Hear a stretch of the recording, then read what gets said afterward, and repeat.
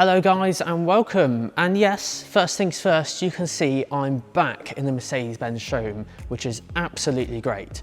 However, today we're going to go through MBUX. Now I have already covered MBUX in a previous video. It was more of a beginner's guide, a first look at what it can do. This one's the more advanced one, so we're going to go through more settings, kind of a walk through, going through the whole system. And I'll show you all my personally recommended settings for you to get the most out of your Mercedes-Benz. This one is a long one, but mainly because we're going through all the settings. And just bear in mind that the car I'm going to go through is going to have pretty much every option ticked. So there will be some things that won't be on your car compared to this one. So if you're not sure, speak to your local Mercedes-Benz. They can provide the factory spec sheet, or they can just let you know. But I hope you enjoy nonetheless. Alright guys, if this is the first time you're sat in your new Mercedes-Benz, it can be a little bit daunting and overwhelming because there's buttons everywhere. But there again, what do you expect? It's a brand new Mercedes. It has the latest gadgets and latest tech and things like that. So basically, to use the screens, you have these two awesome widescreen cockpit displays. On the right side of the steering wheel, there is a black touchpad that controls this screen. On the left side, there's another touchpad that controls the left screen. So right, right, left, left. And then also there's a touchpad down here. Then you can also use it as an actual touchscreen like this. Now, for the purpose of today's video, I'm not going to be using the touchscreen here, mainly because my hand will get in the way of my camera, which is on the top, just to overlay this onto the screen. So I won't be using this. I'm going to mainly use the touchpad down here, just like this. So now we've established a few ways of using the screen, let's dive into the sections we'll be covering today. So on your screen right now, you will see the chapters of today's video. So these things will include phone, Navi, radio, media, comfort, info, Mercedes Me and apps, and settings. And we'll go through all of those, and the time will be also listed down in the description down below in case you wanted to zap to that particular chapter. So let's begin.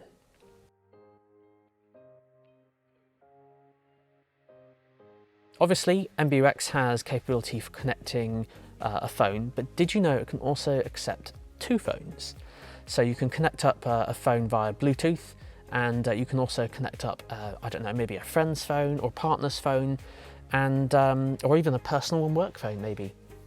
But the idea is that both phones are connected at the same time.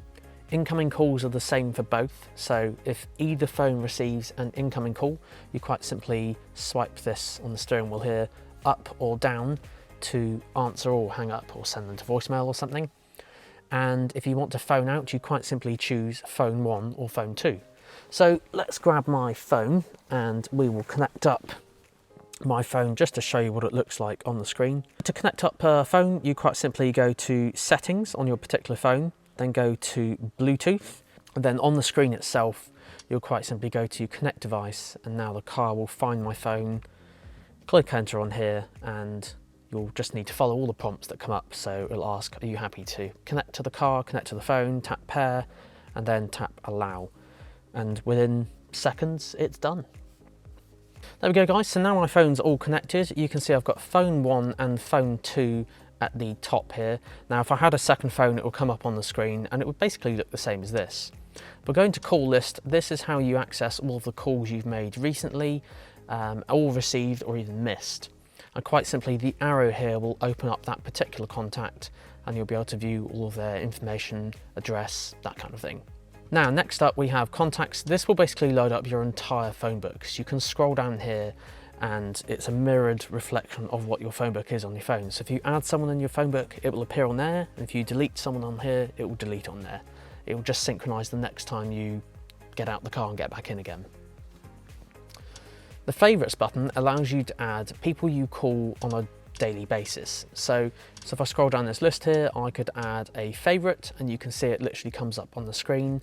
To delete that favorite, if you hold your finger on the touchscreen or the touchpad, you can then delete that. So it's a bit like your phone where you can hold an icon and then they'll all start wiggling around sometimes. You can move them around. It's very, very similar to that. Now on the very, very bottom, this will bring up your phone book again. It's just another way of searching. This one is your traditional keypad to dial a number, just like that. This one shows you your text messages. Now, if you want text messages to come through to the screen on iPhones, you need to go to the Bluetooth menu, tap on the eye where you see your car connected, and turn on the thing called Show Notifications. For Android users, it will have prompted you when you first connected it. So this is why I've got this message on here at the moment. I haven't enabled it yet. And also it will only show you unread messages. Next one across shows you the devices that your car has connected to. So you can see I've got one device connected at the moment, and obviously you can have up to, I think it's about 20 devices connected, 3 at the same time, but it can store up to 20. And finally we have the settings, which shows you a few things which, to be honest, you won't really need to go into, but you can see the contacts are synchronizing automatically. You can change the volume of the phone call, but also you can do that on the steering wheel as well when you're on a phone call. You can change the ringtone in the car. And then of course you've got the message display. You can stop the messages from coming in completely, but there again, you can turn it off on your phone anyway. At the very top, there's a general button. So if we go onto this, it's another way of viewing the device manager. Name format is quite useful because you can actually change the first name, surname preference of how your phone book is displayed and sorted. Me personally, I prefer first name because that's how I address everyone, but I know some people prefer the surname, and I think most cars arrive with the surname first anyway, so you can swap that round to first name if you prefer. And then finally we've got the import contacts and delete contacts. Now, to be honest, the only reason why you would go onto here is if you had an older phone that didn't synchronize the phone book automatically. Most of the time you will just quite literally have your phone book automatically sync, so there's never really a reason to go in there. Now that we've finished on phone, let's head over now to navigation, also known as the sat-nav. I've covered the sat-nav in a previous video showing you how simple it is to use. We've got the where to, the finish flag, and the mute button. Those are the basics on how to get the sat-nav going in the first place, but this is the advanced video, so we're going to go through all of the buttons. So let's go through on the far left here, the fuel. Now, depending on what time of the day you are sat in the car, you may also see a knife and fork. Now, this is how clever the MBUX system is. You will see that knife and fork appear when it's either lunchtime or dinner time. At the moment I'm filming in the morning, so I guess Mercedes don't include breakfast, but obviously if it's lunchtime or dinner time, you'll see the knife and fork there.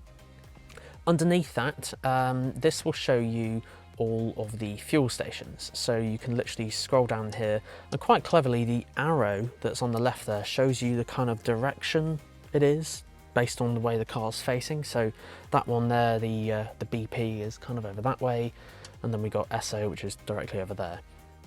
So it's quite clever. As you drive around, it will orientate.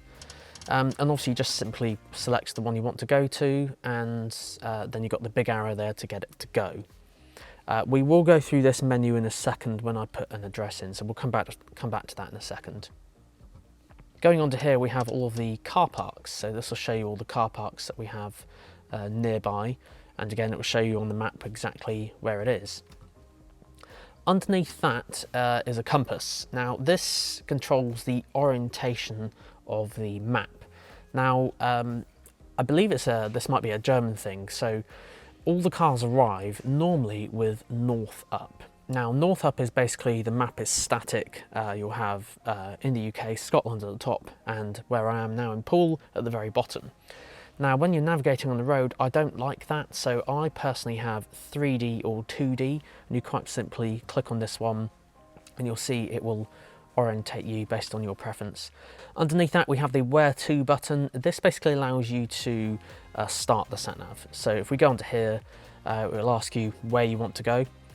So we can just literally type in a postcode here, for example. And you don't even need to put the space in, but as you type it in, it will search and bring up the suggestions or ones it's found on the left-hand side. Simply select on the one it's found, it'll confirm where it is, just which town it's in, and then it will take you back to this screen that I mentioned about earlier. So of course the big blue arrow is how to get it going in the first place. So that's how you get the sat-nav going. Just above that there's a star. Now anything with a star that you see in the car, some cars have a star just down here, some also have a star on the steering wheel as well. This is your favourites, so it can be a favourites menu or sat-nav favourites. But yeah, if I go onto the star, this is how you save it in previous destinations, so in the previous destination menu, which we'll cover in a minute. An actual favourite for the car, so you can just save it and name it, give it a personalised name.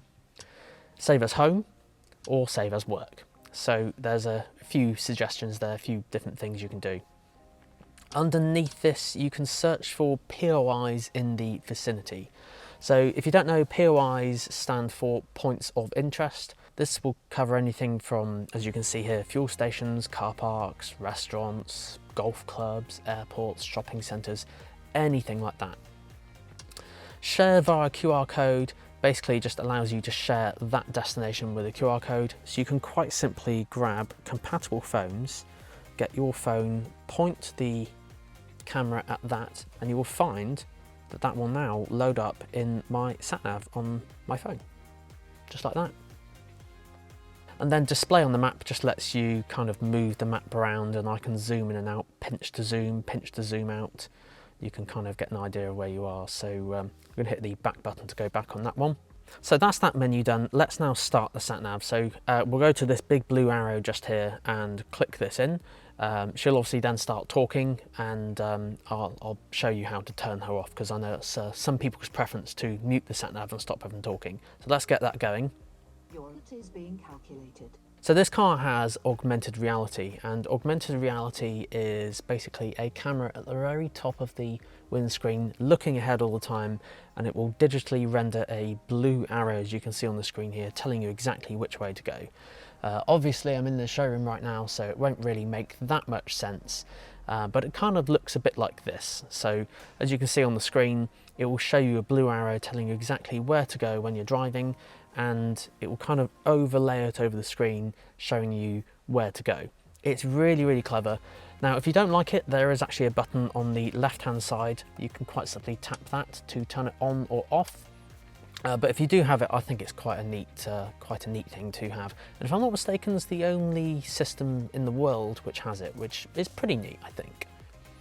So swipe anywhere on the touchpad to bring up that menu. Obviously when you have the sat-nav on, that menu is going to disappear, so it gives you maximum viewing space. So this is how you can obviously add another destination, or a waypoint, or as Mercedes call it, an intermediate destination. Next is the finish, so you can cancel the sat-nav by clicking that in. You can mute and unmute the sat-nav. Please make a U-turn if possible, and then immediately turn right. And then you've got route settings and general settings. So if you were to add another destination, so say you had Mercedes-Benz Pool as your final destination, which we just put in, and you wanted to go via another place, quite simply just go where to, and let's make it nice and simple. We'll just go via the nearest fuel station. So that will be that BP one I mentioned earlier. Now when we go onto this, you'll notice that arrow now has a plus symbol compared to just the arrow before. So if we click on that, it asks, would you like to set it as an intermediate destination or start new route guidance? So if we tap the first one, your route is being calculated. That has now added that as a waypoint, and you can see on the top right hand corner now we've got 2 times. So we've got an 8:41 finish arriving back here, but 8:36 at arriving at the fuel station. So it's 8:30 right now, 8:36 at the fuel station, 8:41 finishing here. So it's quite good. I'm not sure what the limit is on how many of those you can add, but I don't know, say you were going across the UK, you can add these multiple stops along the way, and you can get really, really accurate times on your waypoints really. So I think it's quite a neat addition to it.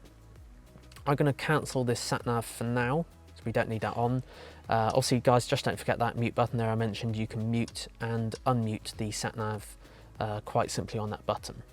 Now some more advanced things. Let's go through the advanced menus, which I haven't covered in any of my other videos. So this one here is route settings. This basically can give you either a route overview, and you know I just mentioned about those waypoints. This one will allow you to see your waypoints, and you can move them up and down the list. So say I had point A, point B, point C, and I wanted to move point C to point B and swap them around, you can do that on here. Underneath that we have alternative routes, so say you were navigating to London or something and you just wanted to go a different way, avoid a motorway or something like that, this is the thing you'd go to. Report traffic incident is another neat feature. This basically allows you to report an actual incident on the road. So say you are, I don't know, navigating down the motorway or something, and someone's had to pull over on the side of the road and is causing a bit of an obstruction or something in the road. You can report that and send it to all other cars that have the same technology. So that's a thing you may have seen before called car-to-X communication. Basically reports incidents on the road a lot quicker than your traditional methods of live traffic. But it does go through the same channels, so it's quite a neat feature, that one. Traffic underneath basically just allows you to turn on the traffic announcements, all the area announcements as well. But this car's obviously being brand new doesn't have that switched on yet, so it'll be switched on when someone purchases this one. And then route list, very similar to the above with the kind of waypoints and things like that. It's another way of viewing it. So next up we've got the settings menu. So going on to the settings bit here, we have traffic, parking and motorway information. So quite simply, all of this is the overlay on the sat-nav. So an overlay is basically, you've probably seen live traffic before where it's got green lines and orange lines and red lines. That's basically what you see on the map. So you can turn this off or turn this on. Same for car parks, all the blue P's everywhere. Motorway information is if you were driving down a motorway and it will show you all the services, kind of a big block of those, 15, 20, 30 miles away, it will show you where they are on the screen. Advanced, this basically is some more advanced settings. So if we go into map orientation, you can control the orientation of the map, but you can also set the zoom level. So normally you can zoom in and out on the touchpad, which you can do anyway or on the screen, but this will allow you to turn on auto zoom, where it will zoom in and out automatically depending on how fast you're going. I'd recommend that to be on, because obviously if you go a bit faster, it's less likely you need to see detail on the map. Scrolling down as well, we've got the map orientation for this screen on the left. Then we have the instrument cluster view. Again, same things. You can do auto zoom over here and 3D when you have the sat-nav on this screen. Map elements are quite simply what you see on the map itself. So you can change it to satellite map, view different POI symbols on the screen. So things like fuel stations, you can turn those on and off. Range is quite a neat trick. This shows you how far you can go with the fuel or the electric you have in your car. So remaining fuel or remaining battery capacity. To view this, you need to go to the map overview and zoom all the way out. Now obviously this is a brand new car which is in the showroom, so it won't have much fuel in it, but you can see I can get past I can go past Southampton there and Salisbury on the map, basically anywhere in that white ring. Obviously if you had a full tank it will show you a lot further. So let's zoom back in and go back to where we were. The only other thing underneath then is the traffic menu. So this will show you traffic incidents on the map, any free-flowing traffic. So if it's nice clear roads, it'll go green, and if there are any delays, again, kind of basically just traffic information on the screen. Don't forget, these are all overlays, things that appear on the map. They won't affect the sat-nav's operation or the routes it takes. It's purely what you see on the screen. Augmented reality, so this is how you can control a few settings on that advanced camera system which appears when you're using the sat-nav. So street names, it will quite simply show you the street names as another overlay on that one. Traffic light view, now this is by default off. So say you don't have the sat-nav on at all and you're navigating down the road and you come to a set of traffic lights. Usually you'll be sat here and most of the time you can see the traffic lights absolutely fine. Occasionally, sometimes you'll have to kind of look under here and you're trying to look for that traffic light view there just to kind of get an idea, and because sometimes they're a bit scattered all over the place and not in the most viewable place, you can enable this, which will basically show you the traffic light up on the screen here. So the camera will zoom out and give you a view, so it saves you having to reach down. You can quite simply just sit here and look at the traffic light on the screen. I think that's quite a neat feature, that one. Not many people know about that one. Text information, basically will view, again, more overlays. You can have motorway information very similar to the first one that we saw, the next street on your sat nav, and you can even control what you see on the very, very bottom.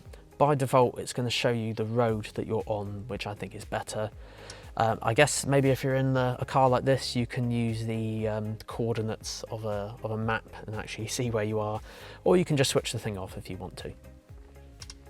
Map version basically just shows you the version of the map, and in the UK, as long as your car is linked to your Mercedes-Me account and you have your terms and conditions accepted and your services enabled, all of your map updates will be done for free for the first 3 years, and they'll just download automatically to the car, after which point they're chargeable.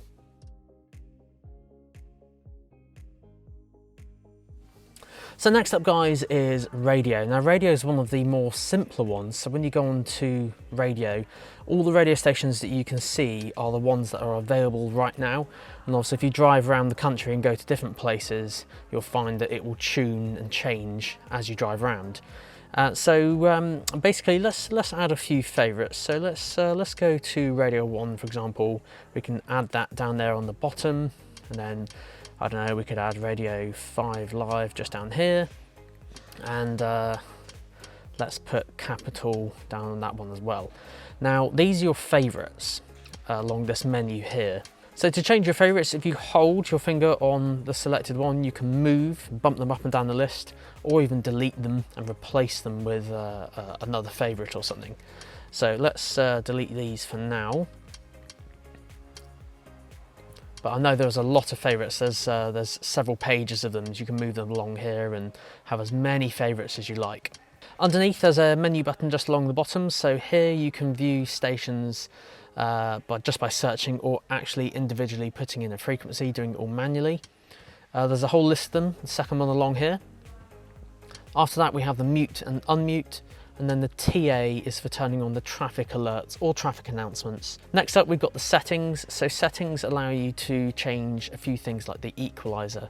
So if you're a true audio enthusiast, you can go in here and adjust the bass, the mid and the treble, and you can even adjust the balance and the fader and where the sound focus is.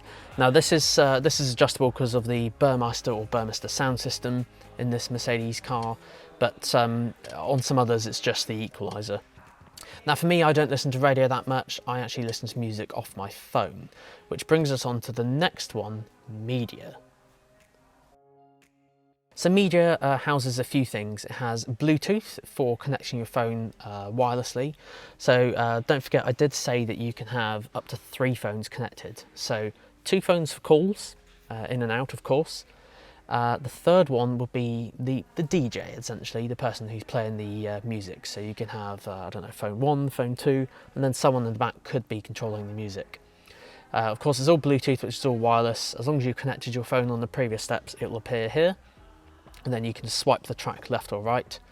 Same with USB. So in cars with MBUX, I can't speak for other countries, but certainly in the UK, they're all known as USB-C ports. So in this car there are 2 here, and there's another one here. To plug in certain phones you might need to get a dongle. I'll link that in the description down below of the one I'd recommend, just because it's got nice quality and it's not too expensive. They're found on Amazon. Next up we have online music, which actually links to a Tidal account. So Tidal, if you've never heard of that, is basically a music provider just like Apple Music or Spotify. They've got their own catalogue, Tidal, of I think it was about 50 or 60 million songs or something like that.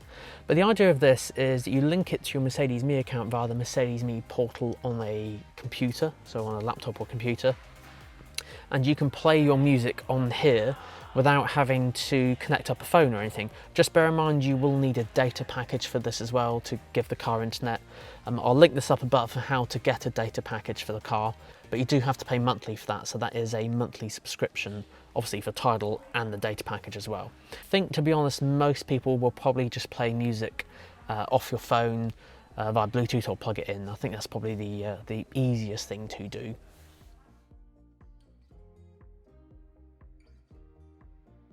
So next up on our list is comfort. Now, not all Mercedes will have this, but basically when you go on to comfort, there'll be a few things depending on the specification of your car. So in this car, it has a thing called seat comfort, which houses seat kinetics. So the idea is with seat kinetics, say you're doing a long journey, you could be driving like this, and you'll probably move a few times throughout that long journey, different driving positions, you know, and you're trying to move to keep mobile, and your muscles can ache after a while. So what seat kinetics does is move bits of the seat. So if I switch this on, this bit will move down just a tiny bit, and I just felt this bit move here. So the idea is it tries to keep the muscles in your back moving as much as possible without causing any distractions while driving or anything. So it's designed to kind of stop the muscles from hurting after a long journey, basically. You can have this on for the driver and or passenger, and if you go to settings, you can change the backrest or the seat surface to change independently or together, and of course you can choose how long it will do that program for. So after this we have the seat heating balance. Most of the time I would just keep it in the middle, but you can obviously control your heated seats on the door.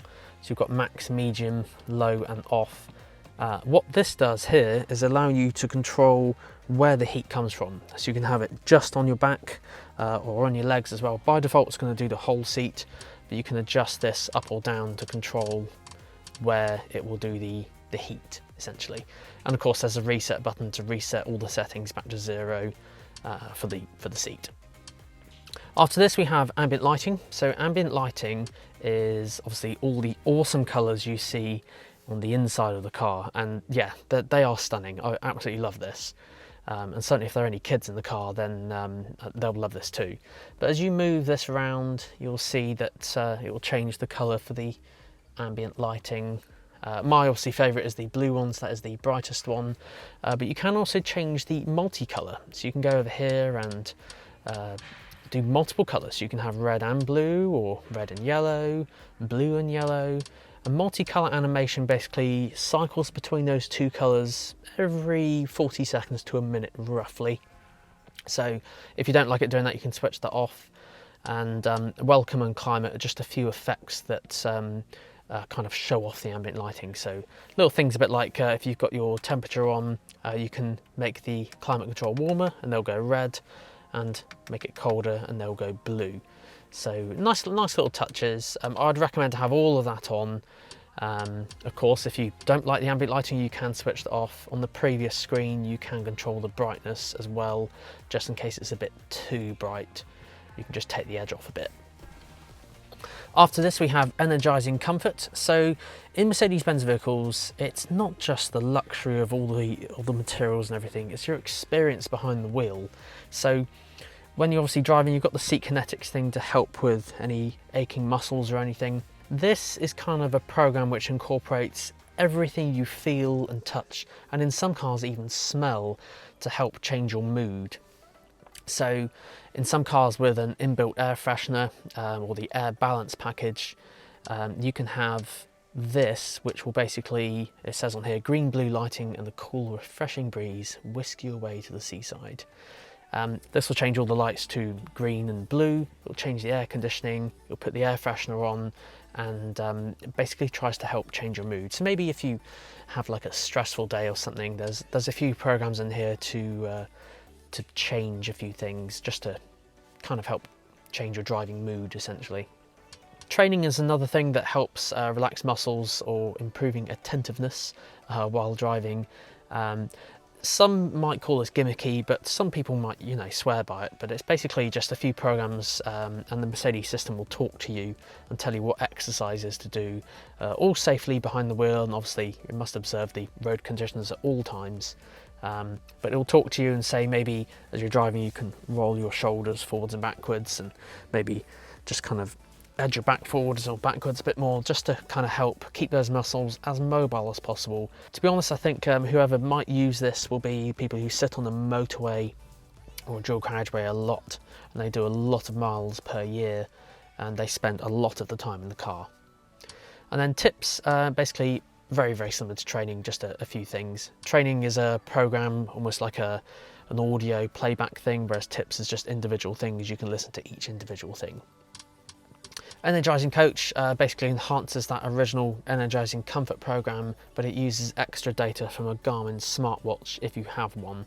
I'll put a little description down below on which Garmin smartwatches are compatible.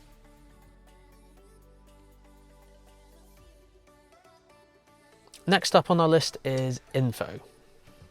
Info, I don't think many people will go into, to be honest. I think it's more aimed at specialist cars, so things maybe like AMGs if you have a high performance engine and you do a lot of track driving, or if you have an SUV. I think those are the main two categories of why you'd maybe go in here.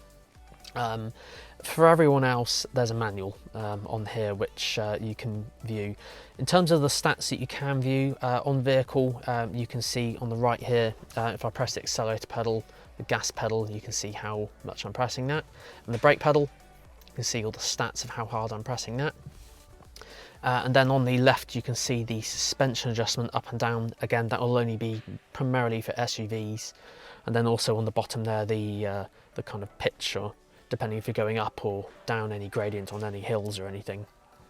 After this we have engines, so this is where the AMGs will come in. So if you're a real AMG enthusiast, you can view your gearbox temperature, engine oil temperature on the left and on the right, and then all the other things will be the horsepower, newton meters of the torque, battery voltage, and the turbo charge air pressure.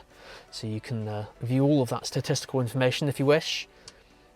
Consumption, this shows you the average MPG. Most people are going to be looking at it over here on this side. And then we also have an off-road score. So this I haven't actually used yet, mainly because it's only just come out on MBUX, but I presume it's very, very similar to the eco score that you can get on how economically you're driving. This will basically just do a few things for off-road. And of course, as you go down here, it will show you different elements of data for that. To be honest, most people buy SUVs these days and they don't really take them off-road, so but they're there if you need them anyway. And then the manual, this will basically show you the manual on the screen. So there's a few ways you can view the manual in Mercedes-Benz cars. You can do it on the screen, in the actual owner's manual book, which usually be in the glove box or the boot. And there's also an app you can download called Mercedes-Benz Guides, which is the one I would use just because it has access to all years, all models of the manuals. But you can view them on here if you wish, and you can even change the language to a different language too.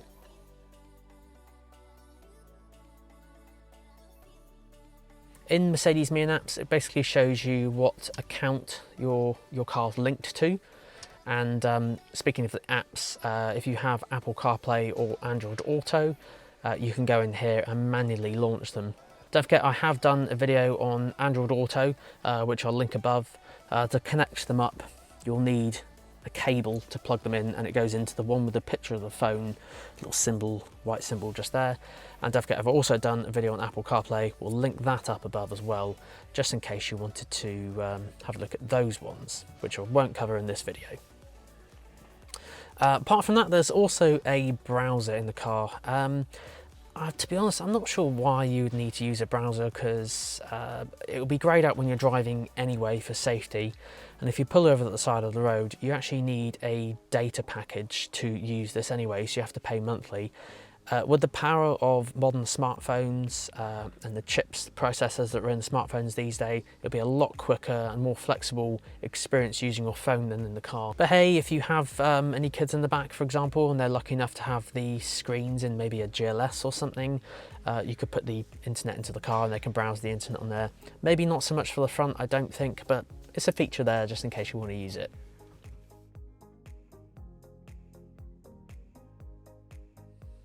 And then finally we get on to settings.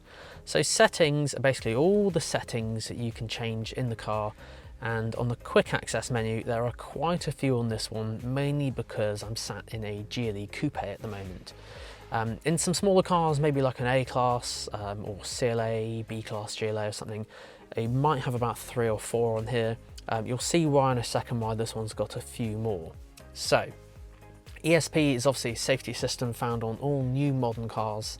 Electronic stability program, prevents wheel spins, so it's probably better it stays on just to help with driving on the road. Next up, we've got M for manual. M for manual is basically changing the gears manually using the paddles behind the steering wheel. So yes, you can change gear manually anyway, just by tapping these, but that will put the car into a manual mode all the time. After this, we have a P with some kind of what looks to be Wi-Fi symbols with a block. Is actually your parking sensors. So you can turn them off if you wish. To be honest, I can't think of a day-to-day use where you would turn them off, to be honest, but they're there in case you need to turn it off. After this, we have active lane keeping assist. I've covered that in another video as well, but basically it monitors the road ahead, and if it detects you going over a white line, it can pull you back into lane or even just vibrate the steering wheel just to let you know you're going over. Now, in some cars, they also have a thing called a driving assistance package, which would be this L shape on the steering wheel on the right. I've covered that in another video as well, which basically shows you how cool that system is. I won't be going through that today, but that one is active steering assist, so it can just help assist you with steering on dual carriageways or motorways. HUD stands for heads-up display. Over here, I can see the speed and certain elements of this screen through the glass. I like to refer to that as more of a jet fighter pilot kind of style. It's pretty cool. I wish I had it on my car, but on this thing here, you can basically turn that off or turn it on. It works by refracting a bit of light from here up to the windscreen. After this, now this is on all cars, is the tow-away protection and interior motion sensor. So if you want to turn off the alarm for any reason for the exterior, which will be this one, and then the interior, which will be this one. Maybe if you go on a ferry or something like that, or if you have any kids or pets in the car, will probably be the reason why you need to turn those off. DSR is found on most SUVs, which is the downhill speed regulator. So think of cruise control, but for going downhill at walking speed. That's how I kind of describe that. Because obviously if you're going up over a hill, your view is kind of over up this way and you won't be able to see what's down there. So basically it will kind of regulate your speed at 1, 2, 3, 4, 5 miles an hour, whichever speed you select really. After this, we have a button which is found in some SUVs which can lower the car to help you get in and out, because obviously some of them can be quite high, especially like GLEs or GLSs. As long as you've got air suspension, you can lower the car, and obviously when you start driving again, it will go back up again. After this, quite a few new cars now are having a thing called a car wash mode, which basically will fold your mirrors in, set the air recirculation on, make sure your sunroof is closed, and just prep the car for a car wash. And this obviously would be a drive-through car wash as well. And then after that, we have the trailer coupling. So in some cars with a Mercedes-Benz fitted trailer coupling, you can press one button and it will put the coupling out at the back. Some cars it's down there, but on MBUX cars it's on the screen, and sometimes there's usually a button in the boot as well. After this, we have the assistance menu. So for all this, we just need the ignition on. And what the assistance menu shows you is things to do with the sensors. So in the first one, we have camera and parking. So in here, we'll have the volume for the parking sensors. So we can make them louder. We can change the pitch. I could play a song like that actually. Audio fade during warning tones. So this will be if you have the radio on or the music off your phone, it will fade the music down so you can hear the sensors. I thoroughly recommend that be on, and that should be on by default, just so you can hear your sensors. Auto reversing camera, which will put the reversing camera on when you put it on automatic. I literally can't think of why you'd need to turn that off, because it's another view for you to see when you put it into reverse. I'm not sure why you need to turn it off, but if you need to, you can. Manoeuvring assistance is a new feature found on quite a few new cars, which allows you to stop having little bumps and things in the car park. Now obviously please don't try this out, but say you're parked here and there's a car here. If you start reversing back a little bit too quickly, it can slam the brakes on just to stop that crash. So think of it as more like a slower speed active brake assist. So again, I would probably have that on because that's quite a useful thing. Open camera cover is a thing where you can open up the camera cover at the back for the reversing camera. So yes, it does have a cover which opens and closes automatically when you reverse or put it in drive or put it back into park. But it's mainly there in case you were reversing and there's now residue or watermarks on the lens itself. You can open that up, go around to the back and wipe it over with a dry cloth, and as soon as you turn the car on or off, it will close again. So little manual way of opening the camera cover at the back. After this we have traffic sign assist. So in some cars there's a radar at the top which will scan for traffic signs and show you that speed limit on the screen. You can change that from visual and audible to just visual, or have the whole thing off, and you can even set the threshold for the speed limit for the road. Lane keeping assist, so we did mention this one just on the quick access menu. There's a few settings in there to change that. I'd recommend either leaving it on standard, or if you don't like that particular thing, you can turn it off. Attention assist, so all Mercedes-Benz have this. It monitors how you drive, and if it detects you getting tired, it will suggest you pull over to take a break. Again, this can be switched off, or you can make the system a little bit more sensitive than normal. After this we have vehicle. So in here you can go to dynamic select and you can change how the car drives using the dynamic select button just down here. You can do that on that switch anyway, but it's just another way of doing it. Winter tyres, although we don't really get involved with using that in the UK, if you have winter tyres there is a certain speed limit that you can't go over. The reason why I say I don't think we'll use this in the UK is because it says on here the maximum speed limit being 100, and well, if you're doing 100 in the UK then you're already breaking the law. So our max speed limit here is unfortunately 70. I wish it was more, but no, it's set at 70, so I don't think anyone in the UK will probably use that. Probably mainly aimed at the German autobahns or something. Automatic seat adjustment, so this is found on brand new cars with the memory seats, but quite cleverly you can set your height. So say I'm 6'2" here, I can click that one and it will put the seat into what it thinks is the right position for me to drive in. I wasn't planning on driving this car anyway, so I'll leave that as it is for now. Belt adjustment, if this is on, when you clip your belt in, what it will do is basically pull this and just make it a little bit tighter automatically for you every time you get in. This is typically only in the front seats, it won't do anything in the back. If you don't like that little tug when you first plug it in, you can turn that off with the little toggle switch there. Next one down after this we have acoustic lock. So acoustic lock is when you lock the car, it will give a little toot from the horn to say it's locked. User preference on this one, whether you have that on or off, but useful for finding a car in a car park. If you can't remember when you parked, you can press lock and you'll be able to hear the little toot from the horn. Automatic locking, that will automatically lock the doors above 10 miles an hour. Automatic folding, which are the mirrors, they'll automatically fold in and out when you lock and unlock the car. Obviously there's a button over here to do it manually.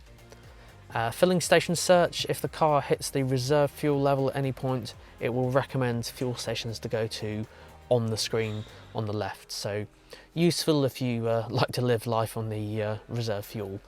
After this we have lights, so obviously another setting here to change the ambient lighting. There's nothing different in this one, that's exactly the same as the other one we've just been through.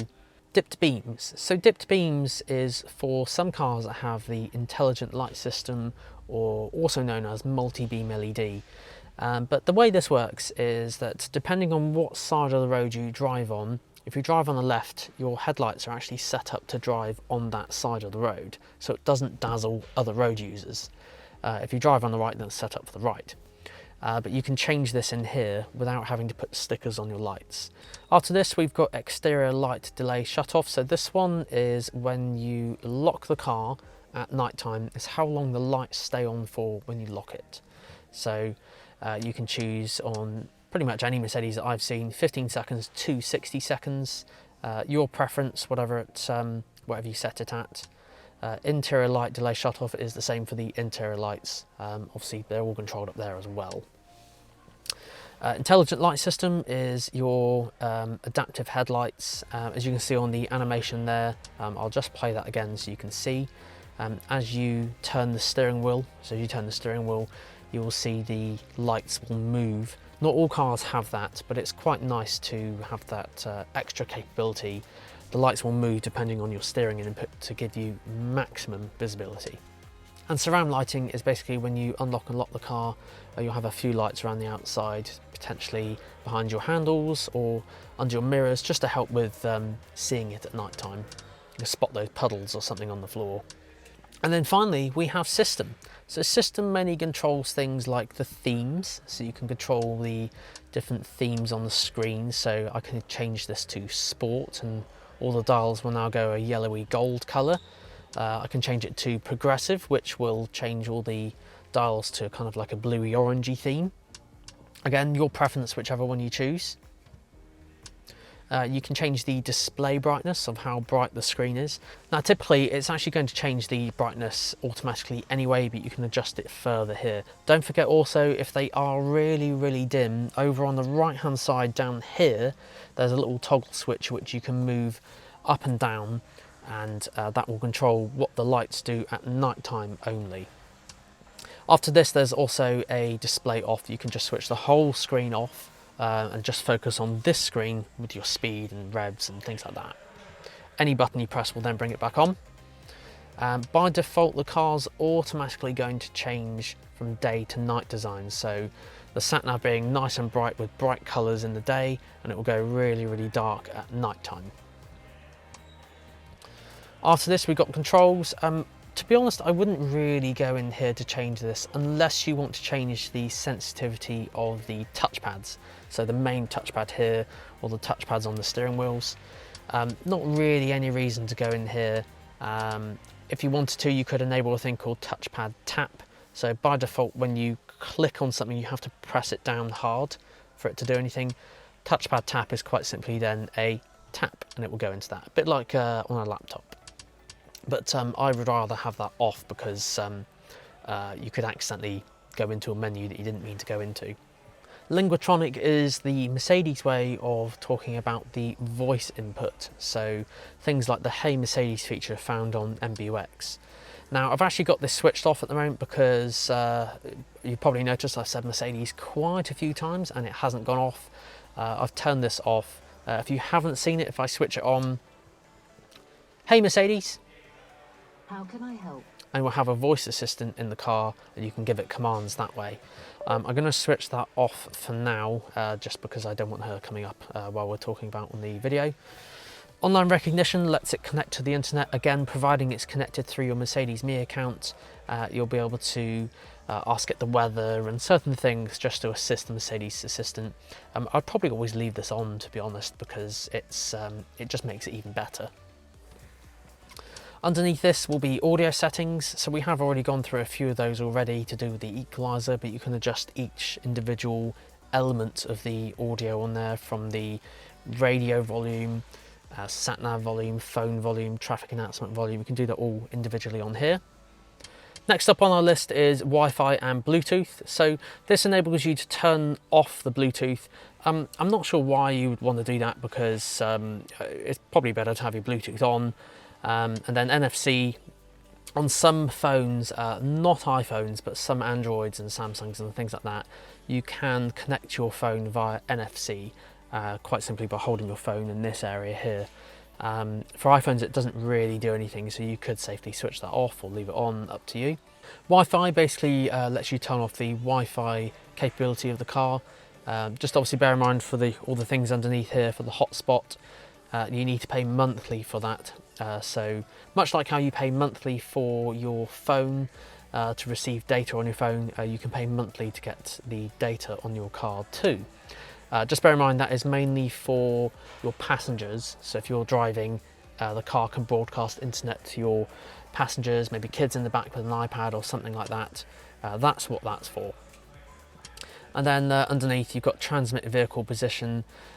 This basically is to do with the Mercedes Me features. This will automatically switch on when you turn on the services on Mercedes Me, so you can basically locate the car on a map. Just bear in mind that is usually chargeable. It's about £29 a year in the UK, but some cars get it free for 3 years, again through Mercedes Me basically, and I've done a few videos on that to explain how that works. Time and date, so that quite simply is setting the time and date, and if it's one of the new Mercedes, you can have it automatic, and that will automatically change the date and time depending on where you put the car on the planet Earth, essentially. And then underneath you can change the format, so you can change it from 12 hours to 24 hours, or even change the date format as well, whichever preference you prefer.